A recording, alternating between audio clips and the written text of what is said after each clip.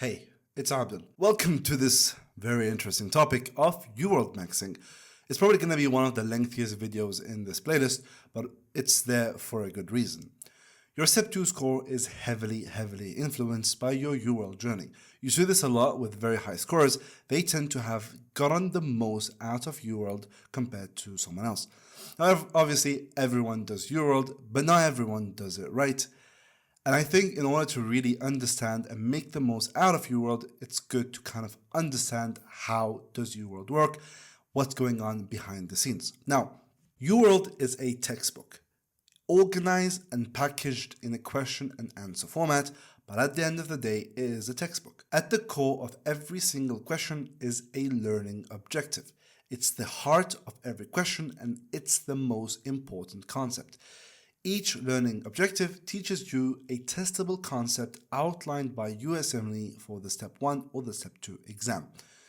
So the way you can see UWorld as this catalog, a collection of 4,000 plus learning objectives all inside a question bank.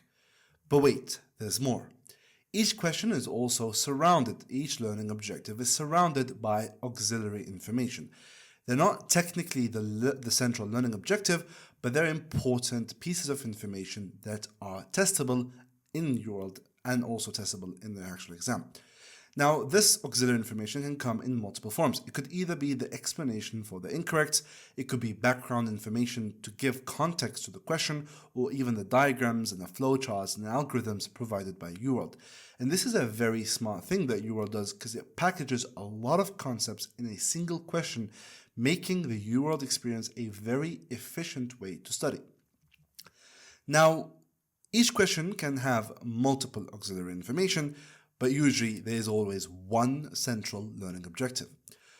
Now, let's explore what goes on when you solve a UWorld question.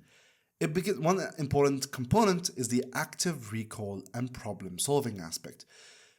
By making the questions in a question and answer format, it forces you to try to actively recall information, which a lot of studies have demonstrated that it will improve your long-term retention and helps you cement your existing knowledge. And another unique thing about studying from UWorld is that it allows you to practice your exam skills from day one. Historically, when we used to study back in the day, you would study from textbooks and whatnot, and then you'll have an exam every few weeks. But with UWorld, you are continuously practicing how to solve exams and how to solve questions from day one. The information is not provided to you free of charge. You have to try to solve the question to get it. And then you have the question review. This happens after you've solved the question, and it is the most important limb of the UWorld solving experience, and it's all where the magic happens. Now, a question I get a lot is, if I was to focus on one aspect of UWorld, what do I focus on the most? And obviously, you guys are gonna be very not surprised when I tell you it's gonna be the review.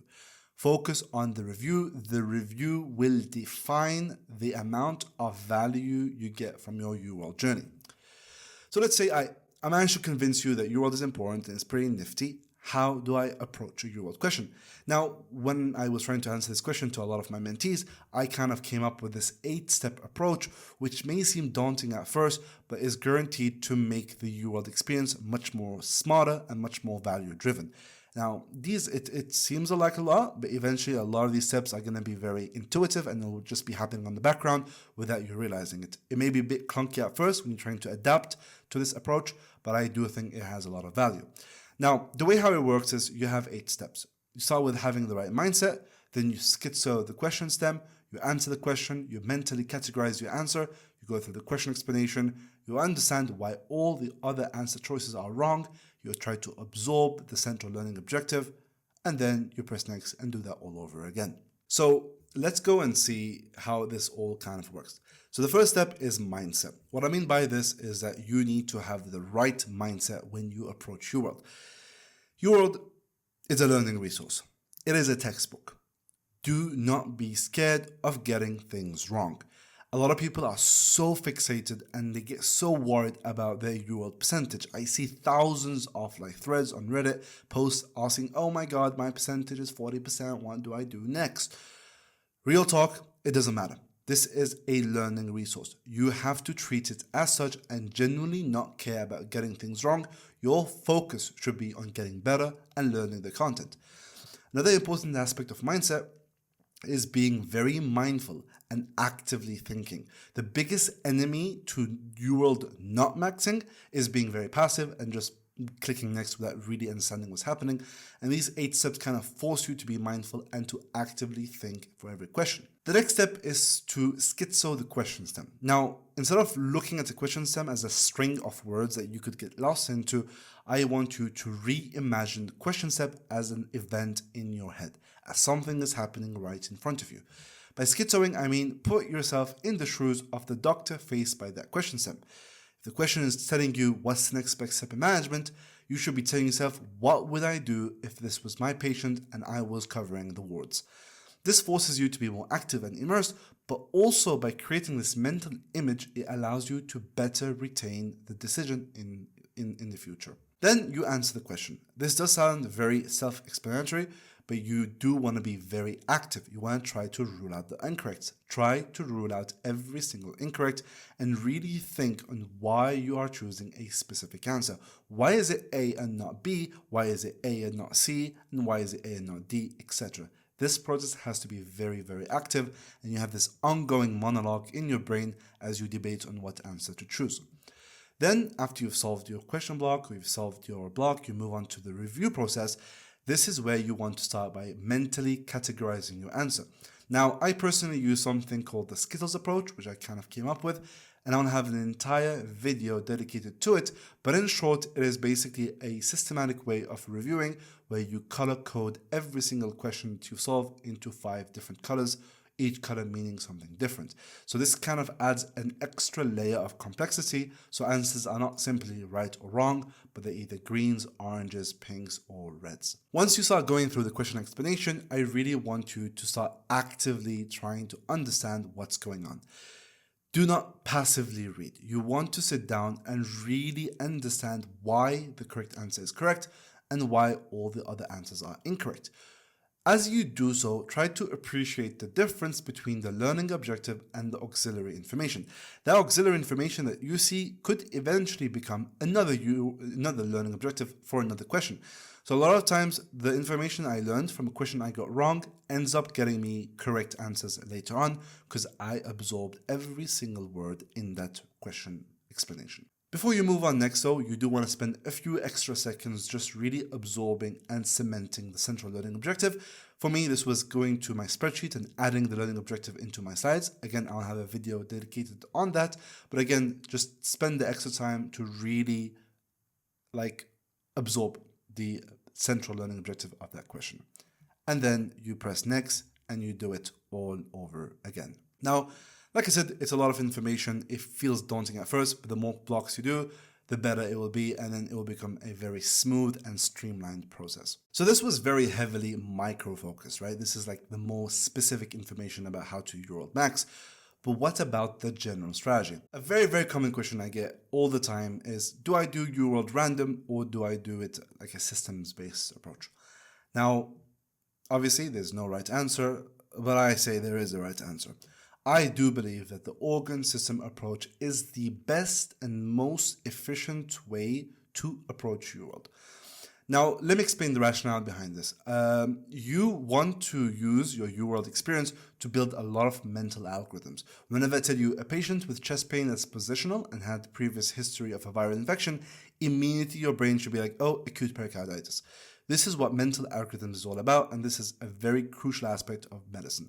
Now, when you do things random, it's all over the place, and you basically severely delay the amount of time it takes for you to build up a mental algorithm. Let's say, for example, I want to understand chest pain. If I go organ system by organ system, I'm doing cardiovascular on its own, I'm going to get 5 chest pain questions in a single block, and I have to quickly understand the different nuances, the small clues that point me towards a particular diagnosis. For example, chest pain, understanding the difference between a patient who is presenting with acute pericarditis versus someone with MI, versus someone with decompensated heart failure, versus someone with post-sternotomy infection. But if I was doing it random, I might have 2 chest pain questions 3 weeks apart. It will take longer to build those mental algorithms in my head. And also, like, realistically speaking, when do we ever study in a mixed way?